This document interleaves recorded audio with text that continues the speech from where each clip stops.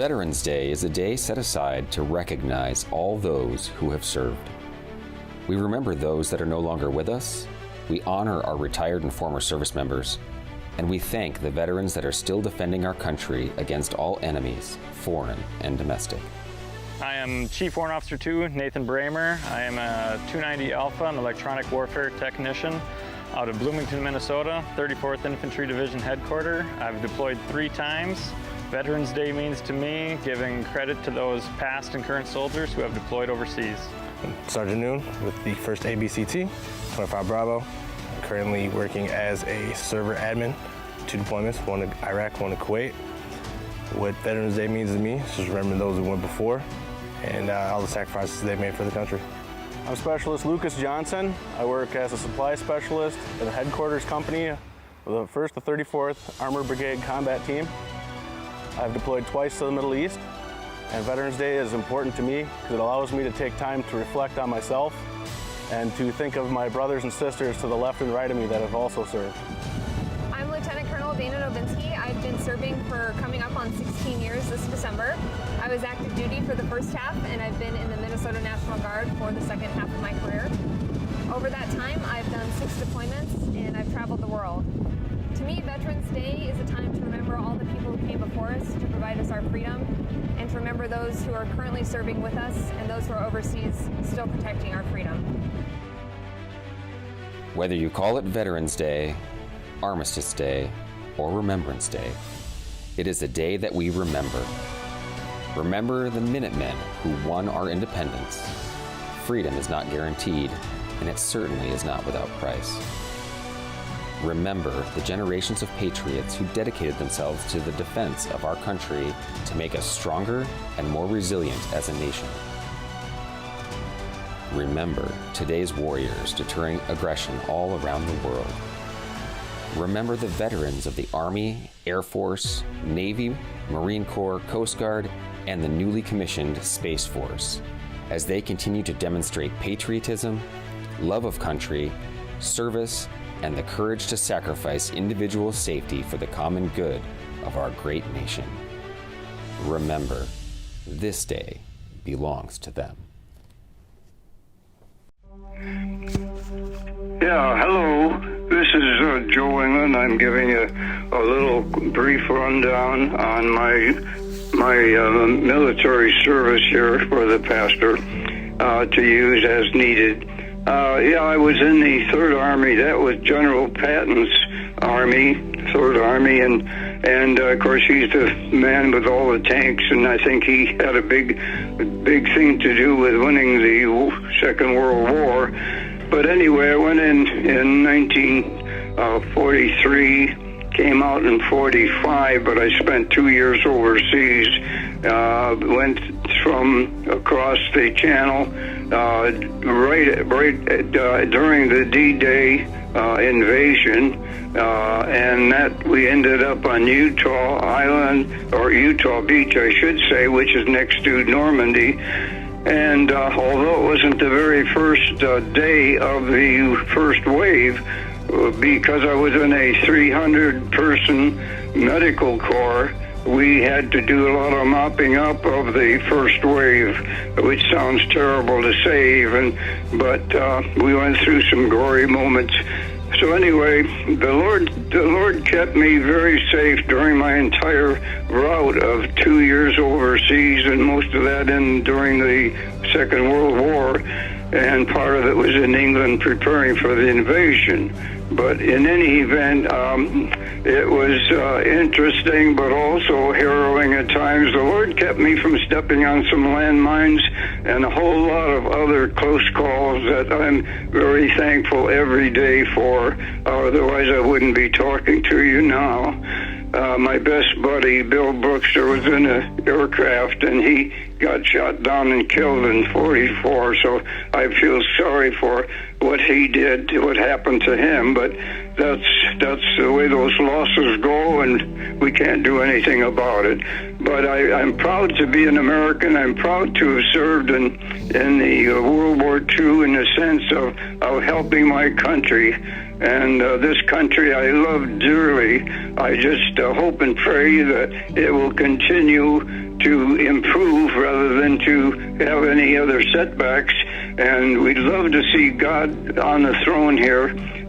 He is, regardless, but we know that man has kind of taken over in many, many ways, and in some ways not too nice. I was up for corporal at one point, and they froze the table of organizations. That was getting closer to the end of the war, so they stopped giving out any. Otherwise, I would have been corporal, but that's as high as I got. But in the medics, it's a little different too. Then I was connected with the infantry, like I said. The whole group was a 6th Convalescent Hospital, but we made it through the entire invasion, through France, through Germany, finally left Nuremberg for the port to go home. And that was, like I say, just after they closed the war in Japan. I was afraid I might have to go to Japan yet on a occupational basis, but didn't materialize. Thank the Lord. And so I was very blessed, and the Lord's providence, I've written about it more than once.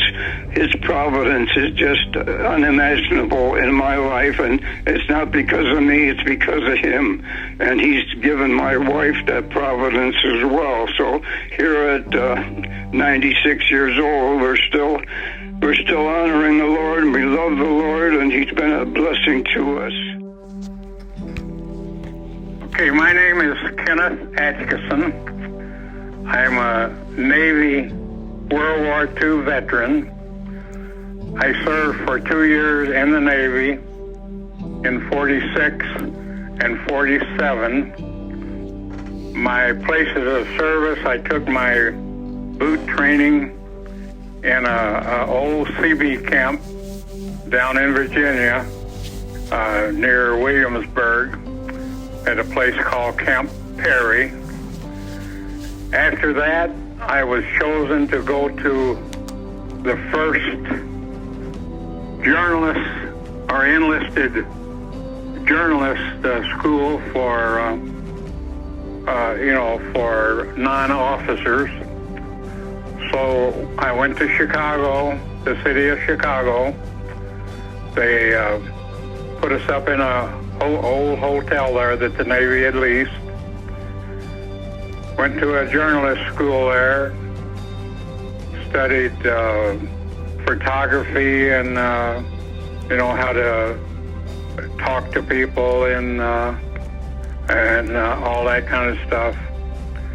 After I graduated from school there, the Navy closed down that hotel, and they sent us to Navy Pier, which was a great experience. I'll always be glad that I was able to spend some time out there.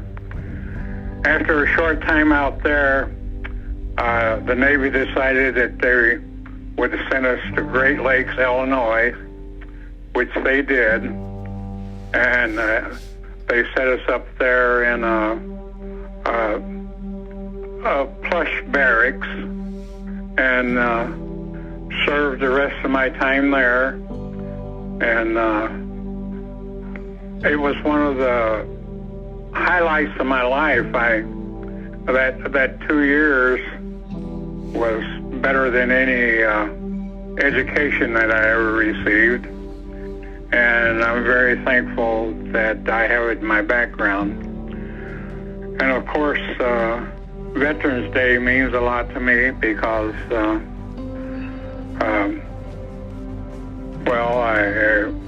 it's a time that we remember all those that didn't make it home. And so I am just very thankful that I had that 2 years of experience. I'm Carl E. Geiser. Joined the Navy in 1943, discharged in 1945. After Great Lakes Naval Station or whatever, then was shipped from Seattle to the Aleutian Islands, which is an arm of Alaska, between Alaska and Japan. Our base was called Adak, not Kodiak. Adak, which is a God-forgiven place with no habitation whatsoever or whatever. But the Japanese had pretty well inhabited all of the Aleutian Islands, ready to go through Alaska and down into Seattle. I was there for, like I said, for almost 2 years. And then came back to the States and then discharged in 1945. Well, our responsibility was to be able to do the shipping or whatever to get the Japanese out of the Aleutian Islands. So we had some shore duty as well as naval over because the Japanese had established pretty well all of the islands themselves. So our duty was to get them out of there and get them back into Japan or whatever. When they shipped us there to the Aleutian Islands, not being aware of what was going on, but the islands themselves are extremely cold and extremely wet and windy. So the climate itself was not conducive to, I think, most of us to begin with. I always felt sorry for the Army through the Aleutians because they had it worse than we did. At least 99% of the time knew where at least our bunk was, where in the Army they never did know where it was from day to day. I was a machine gunner, anti-aircraft, 50 caliber, 4 50 caliber machines on a turret. And